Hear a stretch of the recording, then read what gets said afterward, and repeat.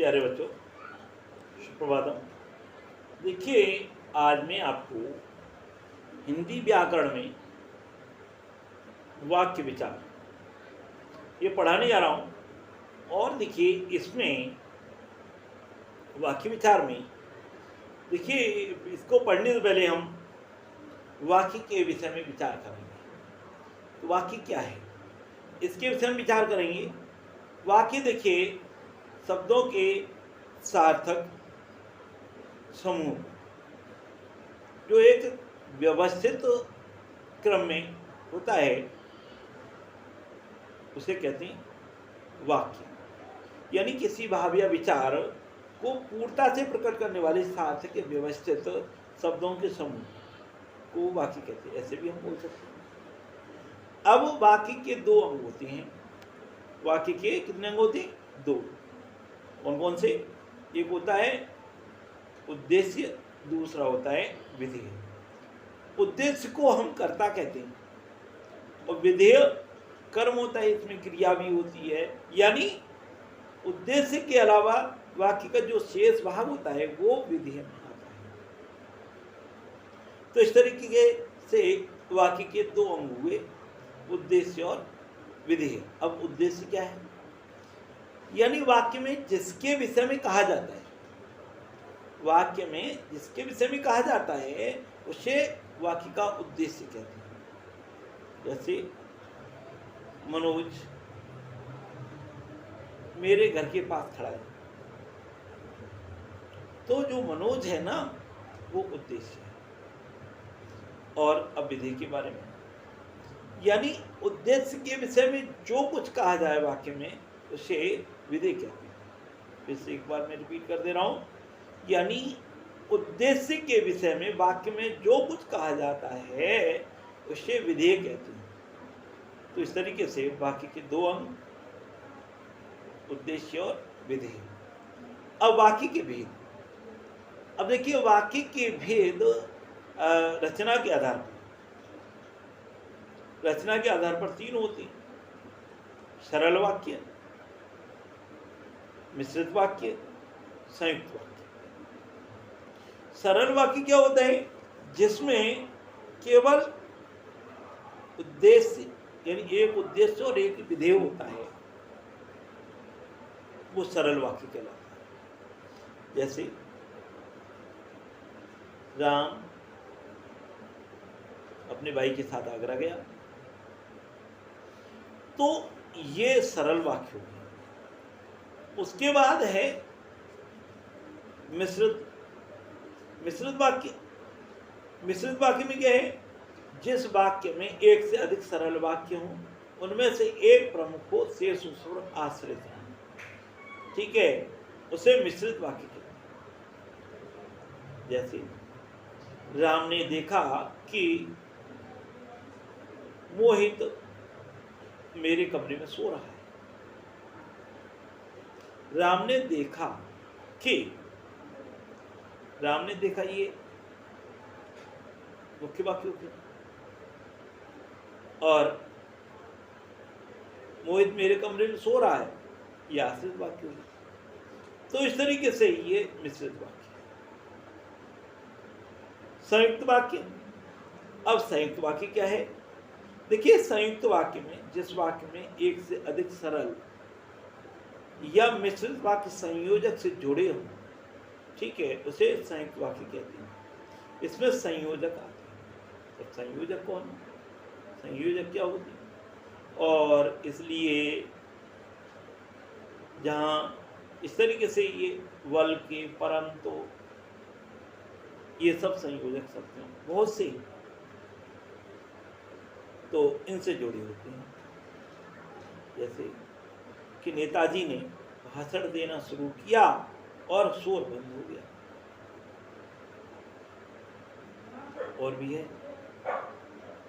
मैं कक्षा में पहुंचा और बच्चे शांत हो गए।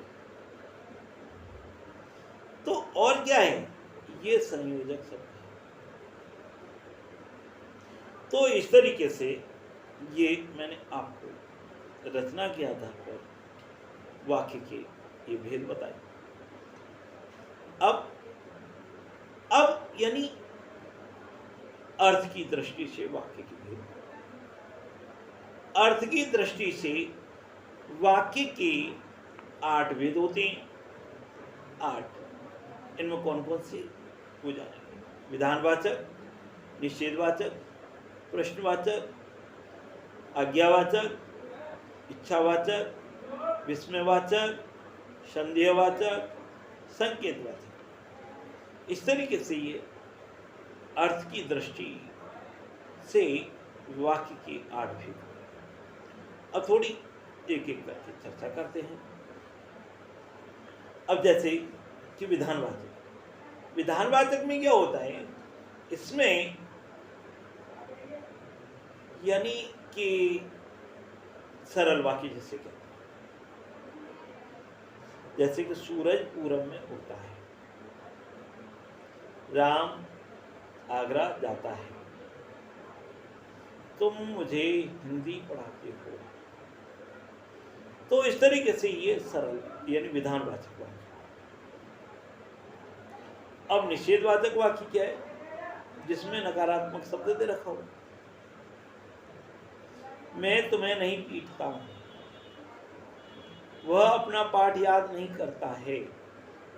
ठीक है, तो इस तरीके से जहां नहीं शब्द दे रखा हो, नकारात्मक शब्द दे रखा हो जिस वाक्य में, वह वाक्य निषेधवाचक वाक्य होता है। अगला है आज्ञावाचक वाक्य। आज्ञावाचक वाक्य क्या होता है? जिसमें आज्ञा दी जा रही हो। ठीक है, जैसे हमेशा अपने गुरुजनों का सम्मान करना चाहिए, अपने से बड़ों के पैर छूने चाहिए। तो इस तरीके से ये यानी आज्ञावाचक। दूसरा है प्रश्नवाचक वाक्य। प्रश्नवाचक वाक्य में क्या है?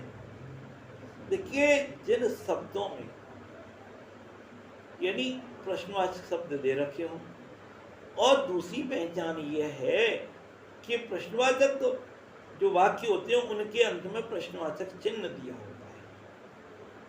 प्रश्नवाचक चिन्ह, तो उन्हें प्रश्नवाचक वाक्य कहते हैं।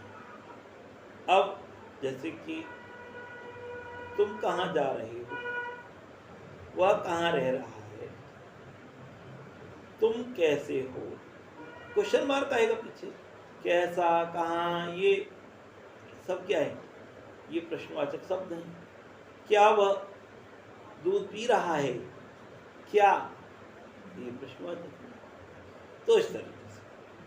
अब इसके बाद अगला विस्मयवाचक। अब इसमें विस्मय सूचक चिन्ह दिया होता है, जैसे आहा,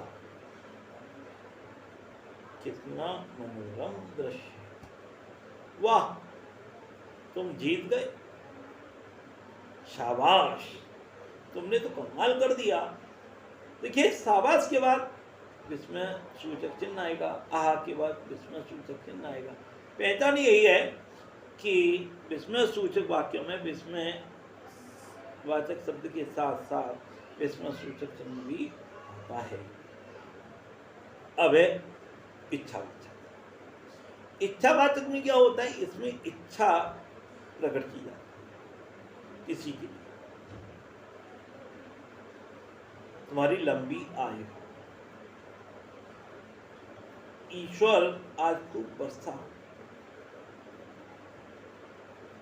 तुम चिरजीवी हो, तुम्हारी लंबी उम्र हो। तो ये इच्छावाचक में है। अब अगला है संदेहवाचक। संदेहवाचक में क्या है? जहां संदेह हो, जैसे संभवतः, शायद, ऐसे शब्दों का प्रयोग होता है। जैसे शायद परीक्षा पर कल प्रकाशित होगा, शायद वह आज मेरे घर आएगा, संभवतः आज बरसात होगी। तो इस तरीके से ये सब क्या है? ये संदेहवाचक है। अब अगला जो वाक्य है, अंतिम वाक्य है संकेतवाचक। इसमें किसी को संकेत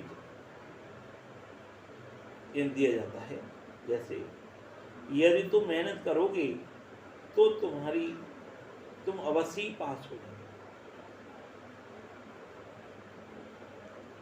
तो यदि, तो ऐसे शब्द आते हैं जो इन वाक्यों से आरंभ होते हैं, इन शब्दों से जो वाक्य आरंभ होते हैं वो संकेतवाचक हैं। यदि तुम अपने गांव जाओगे तो मैं भी साथ चलूंगा, तो इस तरीके से ऐसे वाक्य संकेतवाचक कहलाते हैं। तो ये मैंने आज आपको वाक्य विचार जब मैंने समझाया तो ये आपकी समझ में आया होगा। इस वीडियो को आप देखें बार बार। धन्यवाद।